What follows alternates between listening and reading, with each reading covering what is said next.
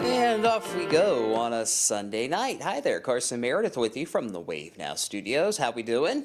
Wrapping up this long holiday weekend. Still toasty enough for you? Another day in the mid-90s. Day number 15 in the 90s this year as a whole. But we do have some changes on the horizon. A lot of storms to talk about this week. No washout days, no alert days, but we're just getting into a pretty typical July weather pattern where it's warm, where it's muggy, and we have those chances for storms each afternoon. We'll focus on tomorrow's storms in particular, and we'll kind of broad brush, if you will, the rest of the week. And we're also going to spend a few minutes tonight talking about what's happening in Texas. Obviously, if you've been catching up, watching the news throughout the weekend, absolutely horrible flooding event in the hill country of Texas, which is right in the heart of Texas, near Austin and San Antonio, where all of this has unfolded, and they are still dealing with significant flooding now, and there are more storms on radar that I'm going to show you tonight that may cause another emergency flooding situation down in the Lone Star State tonight. So we're just going to spend some time talking about that, as well as the warning process. A lot of chatter on social media, quite frankly, from people who don't know what they're talking about when it comes to the National Weather Service and their warning process during this event Friday morning. And I'm just going to tell you right now that Weather Service office did a fantastic job. They did the best they could. They did exactly what they were supposed to do. But unfortunately, we had such a horrific loss of life. So we'll spend some time talking about that situation in Texas tonight. But let's talk about what's happening here at home now. It's fine. It's hot, obviously. It's a live view of Bardstown on our SkyTrack camera. Bright blue skies, quite a bit of cloud cover earlier this afternoon, and some of you did see some pretty heavy downpours around 2, 3, 4 o'clock, but those have since faded away, and we're looking pretty good for the rest of the night. Here in Louisville, we've hit 94 so far. That official number came in at about 4:30 this afternoon, so we may have bumped a tick higher to 95 since these numbers came in, but you get the idea. It's been plenty hot once again. Still nothing like that 2012 heat wave. Whew, I remember it like it was yesterday. It was horrible, where we were in between 100 and 106 for 2 weeks in a row, it seemed like. So it was hot, but it wasn't brutally hot, I suppose. Well, like we mentioned, 15 days so far this year in the 90s. I'd have to go back and double check what that compares to this point last summer. Last year we had 59 days in the 90s, so I believe we're pretty close to the pace that we were at back in 2024. Now, as far as the 90s ahead, it'll likely just be 90 or 91 as opposed to 94 or 95 degrees for quite some time, thanks to those higher storm chances that are on the way. Here's radar for now, and again, it's pretty quiet. We're still kind of squeezed in between two systems, one of which is the tropical depression Chantal that has caused a lot of flash flooding in the Carolinas today, not nearly to the extreme level that we have in Texas, but certainly some heavy rain down in the Carolinas today from that. And then, of course, the cold front that is up to our north and west tonight that will be arriving near our area tomorrow. I'll put radar in a loop. Let's do the last 6 hours, because you can see we had 2 clusters of storms develop earlier. We had some in our far southeastern counties, and then we had some in southern Indiana that clipped parts of DuBois, Orange, and Lawrence counties. Some of those storms did have some brief wind, like 30, 40 miles an hour, but that's all. Mainly just heavy rain, but for the time being, we're quiet. Now, because it is still so hot and the sun is going to be out for another 90 minutes or so, I'll keep that chance for maybe a rogue downpour to pop back up here in the next little bit. But I think a lot of us are in good shape for the rest of the evening. Here's the big picture view. You see what I mean when we're talking about being squeezed in between two systems. Here's what's left of Tropical Storm Chantal. It's making its way out of South Carolina tonight. Heavy rain across North Carolina and Virginia. See a couple of flash flood warnings down near Raleigh. And to the north and west, here comes that front. It's kind of having to wait, is this front, to make a move south until Chantal can get a move to the north and east. Chantal is kind of blocking the doorway for the cold front to get through here, or near here, at least. So that's kind of why we're sandwiched in between these two systems, why we have been all weekend, and why we'll keep that trend going at least for tonight. However, once this front gets nearby in southern Indiana, tomorrow especially, and we warm things up, that is going to set the stage for a stormy Monday and, unfortunately, a stormy setup for much of the week ahead. But no washouts, okay? No washouts. Don't cancel plans. This is going to be pretty typical for this time of year. Let's go to the comments. It's been a few minutes. Let's see here. Blue says, hello. Weather Geek, hey, hey. How we doing? Albert, hello. Jason, hello there. Kathy says, hi. Tina, hello. A lot of folks on YouTube. We appreciate it. Albert says he hopes the rain gets rid of this humidity. Well, I got some bad news for you, Albert. Unfortunately, the humidity is going to get worse. It's been, I don't want to say comfortable at all. It's been tolerable this weekend, but it's going to become very soupy, kind of air you can wear feel throughout the week ahead. There's going to be a lot more moisture in play in the atmosphere. Angela says hi. Ruthie's here. Scott's here. Down in Tennessee last week. Hope you had a good time down there. Let's see. Kelly really likes the tie tonight. Thank you. I appreciate it. Figured I'd keep the red, white, and blue theme going. Let's see here.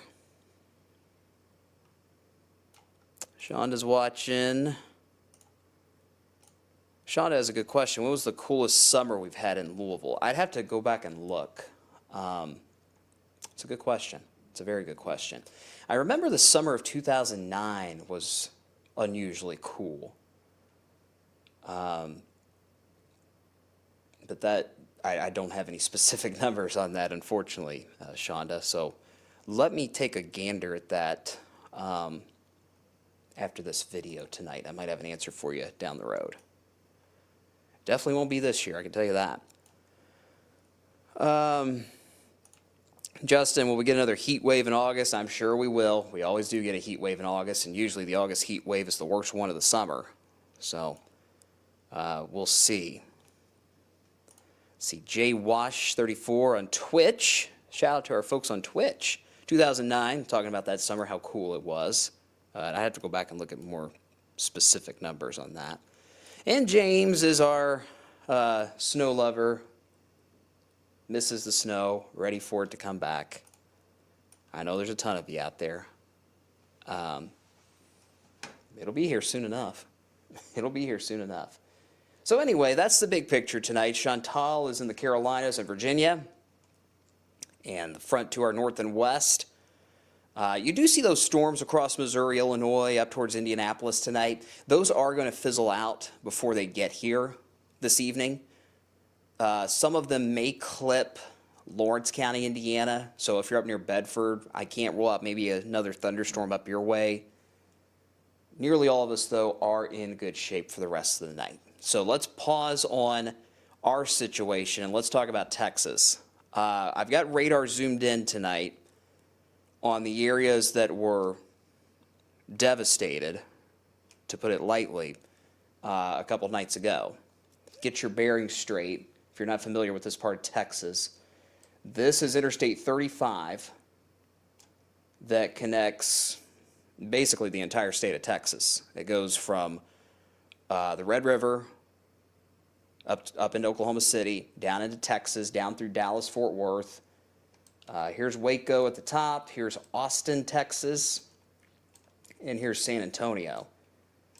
And it was the hill country of Texas, so basically the heart of the state, just west of I-35 and north of San Antonio, that was the epicenter of this tragedy that we had back on Thursday night, Friday morning. And you can see these storms, they've been weakening a little bit tonight. This is a 3-hour radar loop from today. This is not what's already happened. This is live or from the last 3 hours. But you can see these storms, I mean, the storm motion is just all over the place. There's some storms going south. There's some going north and east. There's some stationary. And it's just this mesoscale feature that just continues to spin and spin and spin right on top of Texas. And it just keeps these storms going nonstop for days. And there's nothing to get it out. There's nothing to move it on, unfortunately. You can see near Kerrville, which has obviously been in the news from the girls' Christian camp, I believe it was, where there are dozens of children dead. And there are at least, I believe, last I heard, 10 or 11 campers missing still, unaccounted for. The death toll is now in the 70s. A lot of those fatalities were in the Kerrville, Texas area along the Guadalupe River, which rose 20 feet in an hour. It's insane to think about that. 20 feet in an hour. Picture the Ohio River climbing 20 feet in 1 hour.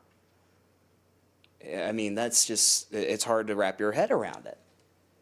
But nonetheless, as long as these showers and thunderstorms continue tonight, it's not going to take much to cause additional flash flooding, because obviously the ground in this part of the world is so drenched right now, to put it lightly. Now, here's the rainfall totals going back to Thursday night. It's about 72 hours here worth of data. You can see down near Kerrville where that camp was, a little over a foot of rain. But keep in mind, a lot of that was on Thursday night and into early Friday. Check out this area northwest of Austin, near Burnett, Texas. 19 to 20 inches of rain. You get towards near Brady, Texas, and Junction, Texas, north of Interstate 10. What does that say? Another 19 inches of rain.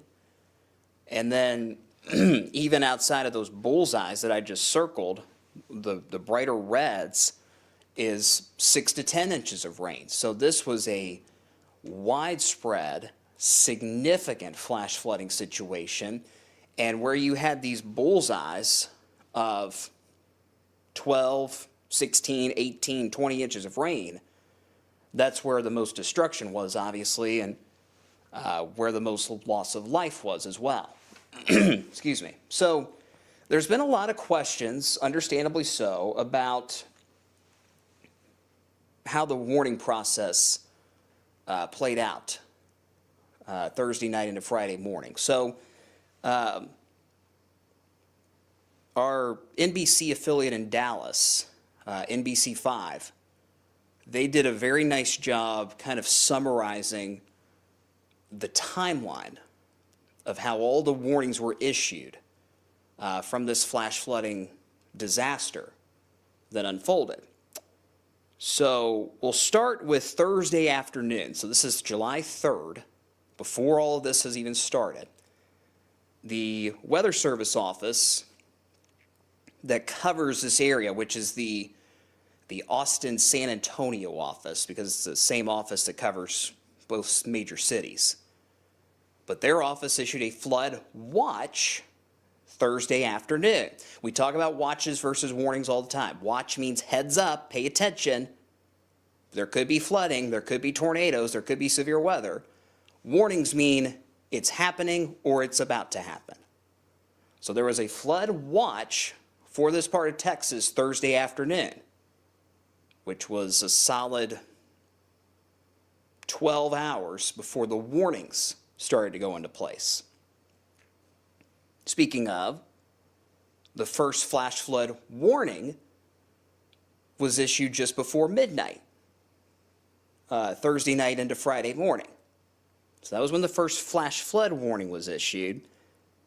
And then at 1:14 in the morning on Friday, July 4th, the flash flood warning for Kerrville was upgraded from just a regular flash flood warning to a considerable flash flood warning, which means this is a serious flash flooding situation. That was at 1:14 Friday morning. And that upgrade to that considerable flash flood warning should have set off the wireless emergency alerts on the cell phones in that area. You know how we get tornado warnings or amber alerts if there's a child abduction or anything like that? That's the system we're talking about that goes off on our phones automatically. Phones should have gone off in Kerrville at 1:14 Friday morning. So that should have woken some folks up. But as we know, especially if you've ever been to camps in rural parts of wherever you are in the country, be it Kentucky, Indiana, whatever, not only is cell service a little shaky, but a lot of times, especially for these young children camps, they don't let you bring electronic devices. So that's something to factor in. So the flash flood warning was out at 1:14. The first report of flooding in Kerr County, which is Kerrville on this map, was at 4:35 in the morning. So the considerable flash flood warning was in place over 3 hours before we started seeing actual flooding taking place. So this idea that there wasn't enough warning time, in my view, is nonsense. There is plenty of warning time. But obviously it's the middle of the night. Are people going to hear those warnings? Are they going to pay attention to those warnings? And then as we got towards well, let me back up even more. We had that considerable flash flood warning. At 4 a.m., that considerable flash flood warning was upgraded to a flash flood emergency, which means an extreme, life-threatening, destructive flooding event is happening. And then we got the reports of flooding around 4:30 in the morning. So the warnings were out. The emergency alerts were out. The wireless emergency alerts on the phone should have been going off.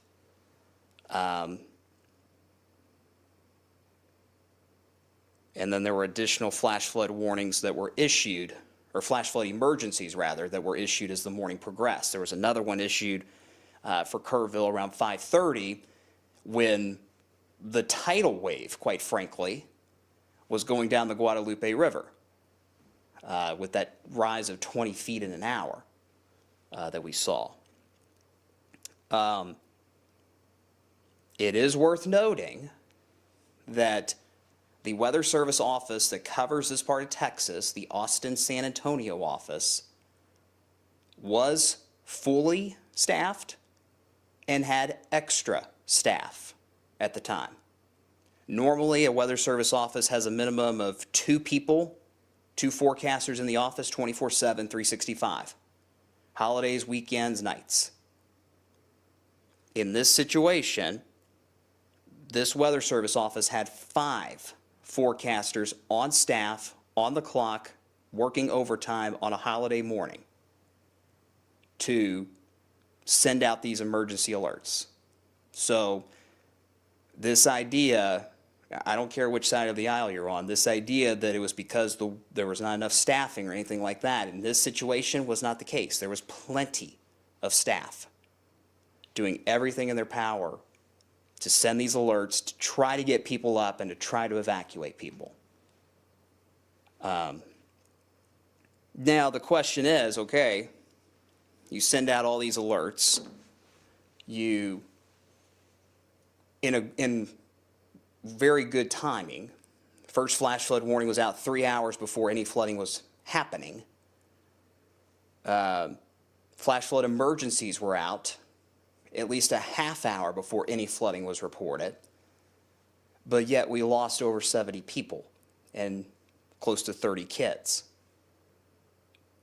There is some sort of disconnect between the warnings that the National Weather Service does a phenomenal job of sending out and the public. Now, obviously, it was the middle of the night, so a lot of people were sleeping, but this is why we always beg, candidly, during an overnight situation that you guys have ways, multiple ways to get warnings. It doesn't matter where you are. If you're at home, just a regular night. If you're at a camp, if you're at a friend's house, whatever. You've got to have ways to get warnings, be it your phone. I am still very old school, and I have a weather radio in my apartment. I guarantee you 95% of people my age don't. But I do, because I'm old school. I need a backup plan. If my phone goes down, my phone was acting up this week. If my phone crashed, I needed to have something, right? So the only commentary I'll give, because I don't like getting into all these issues. My job is to tell you the weather. But my commentary is on this. The warnings were phenomenal from the Weather Service. They did everything in their power. But unfortunately, this was a situation where folks somehow, some way, for whatever reason, may not have gotten the warnings, or perhaps didn't do anything about it. And that opens up a whole can of worms of, do we have cry wolf problems? Do people just choose to ignore warnings just because they think they know it all? I don't think that's what happened here at all, but some people do think that way.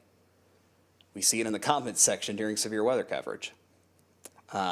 So it's another case study that we as meteorologists are going to have to really focus in on and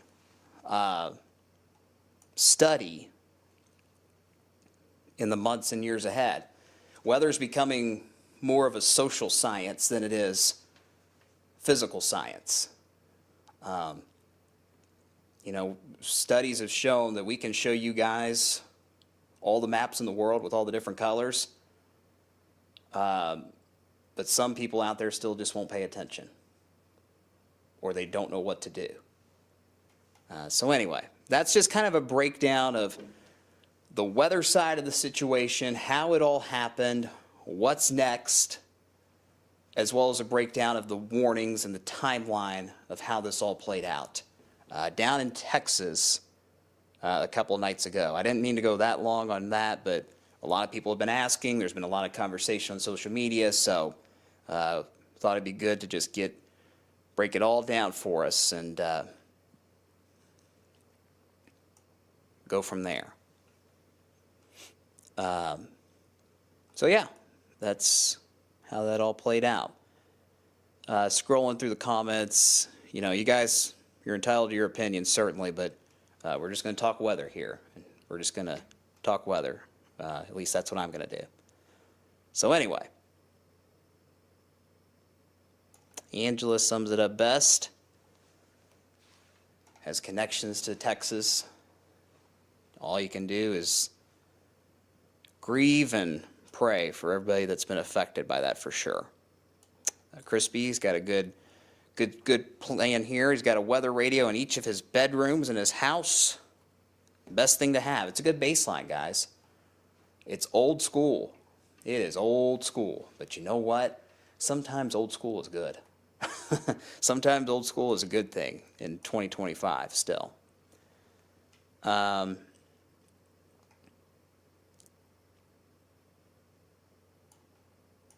See, well, thank you for the kind words there on Twitch, Skol MD. We appreciate it.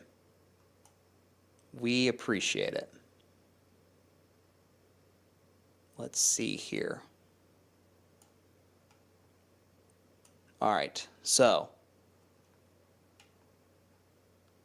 with that, since I've kept you guys a little longer already than I normally do, let's just jump to tomorrow. Let's talk about our rain chances here at home. There's really no major changes tonight.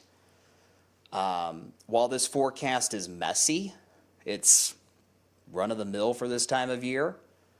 But for tomorrow in particular, we're going to have a higher chance for those showers and storms with that front likely settling in southern Indiana on Monday.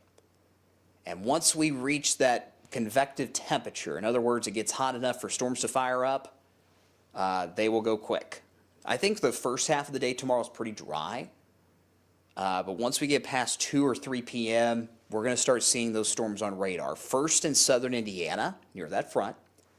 And then eventually those storms will slowly sag southward down I-65. So the highest rain coverage tomorrow is going to be between 4 p.m. and I would say 8 p.m. With that chance for still some lingering storms on the front side of that timeline or the back side of that timeline as well. Here's Futurecast. This is 2 o'clock tomorrow afternoon, starting to see a few downpours, especially along I-64. Whoops, wrong button. Hang on. There you see a couple of those downpours, likely in southern Indiana first. As far as temperatures tomorrow, it really comes down to how quickly these storms get going, as well as how much cloud cover we have. Right now, I've got our forecast high of 91. I'm not that confident in it, to be honest with you. You know, if we have more clouds in the morning and the storms fire up around noon or 1, I could definitely see us staying in the upper 80s instead. But nonetheless, it'll still be plenty warm. We get towards 4 p.m., you see those storms are rather widespread in southern Indiana. Now, main issues will be heavy rain and lightning, as they always are this time of year. But remember, that front's nearby, so it's going to give these storms a little bit of a push, a little bit more of a force. And that means there's maybe a slightly better chance for some gusty winds tomorrow. Could we have 1 or 2 severe thunderstorm warnings tomorrow? Yes, it's possible. Are we going to see a gigantic wall of wind? No. Tomorrow's not an alert day. Now, I will say, as we go into the evening, around 6 o'clock, this is the HRR model, the high-resolution rapid refresh model. We use this very frequently. And it suggests fairly widespread thunderstorms in Louisville towards the end of the drive home, towards the end of the rush hour. If that were to happen, then we could certainly be dealing with some ponding on the roads and low visibilities. If you're heading home from work later in the afternoon or evening tomorrow, 5 or 6 p.m. As the night goes on, those storms continue to slide, as we mentioned, further to the south. And once we lose that heat of the day, most of these storms will start to fade. So the general timeline for storms tomorrow is 2 to 10 p.m., 2p to 10p. More specifically, 4 p.m. to 8 p.m. That's when I think the storm chances are at their highest, at about 60%. Heavy rain, lightning, perhaps some wind with a couple stronger storms. And for the rest of the week, it's it's a really boring forecast, to be honest with you. Warm, muggy, waves of storms each day. Tuesday won't have quite as many storms. But there will still be a few, especially in Kentucky on Tuesday. Midweek, that storm coverage does ramp back up again to around 60%. Wednesday afternoon, then again Thursday afternoon. Friday, same deal. Storm coverage peaking each afternoon.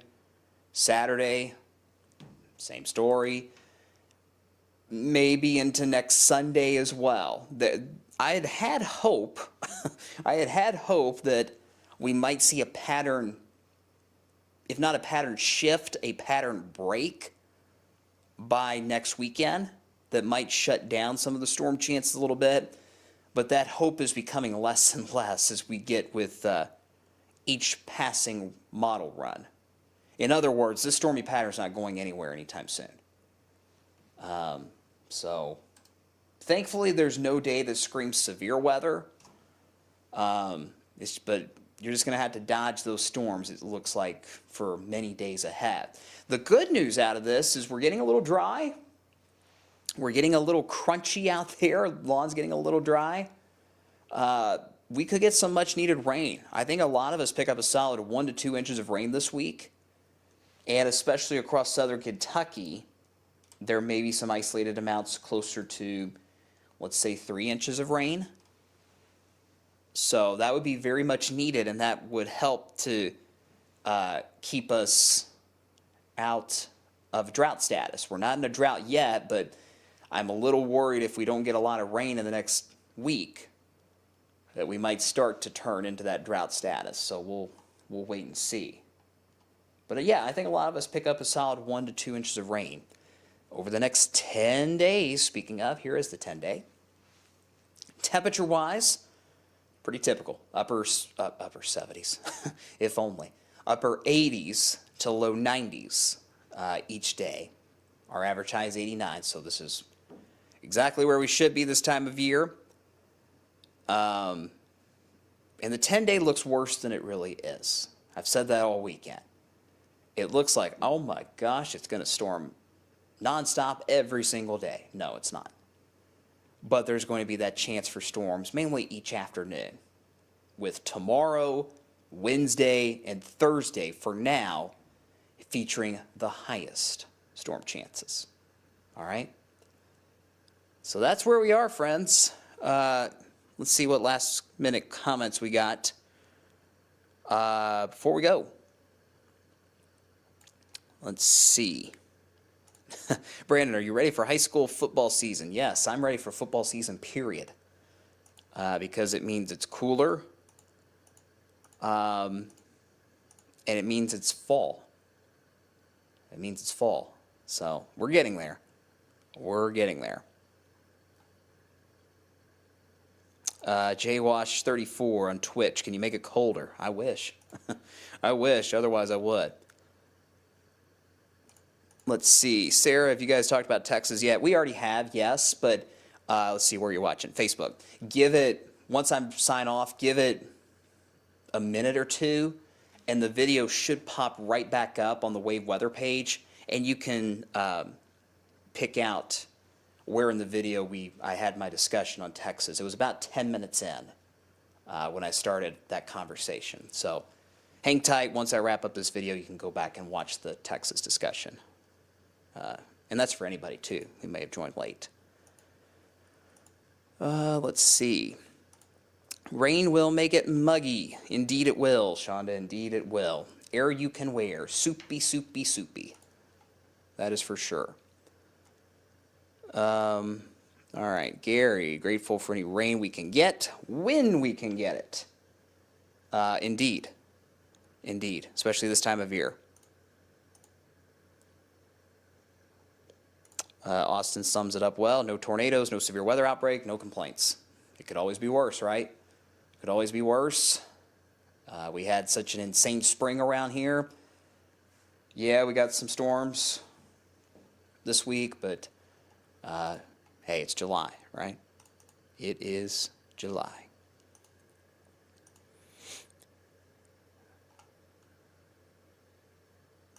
Let's see. Jacob just got done mowing the lawn before the rain comes this week. Yeah, it'll grow back quick. Will that grass, I'm sure. James on YouTube, enhanced risk tomorrow? Definitely not. Definitely not. I don't see any enhanced risk for severe weather anytime soon. And this is a great thought here, Shonda. Thank you. This is great. Make sure all of you use deodorant this week, please.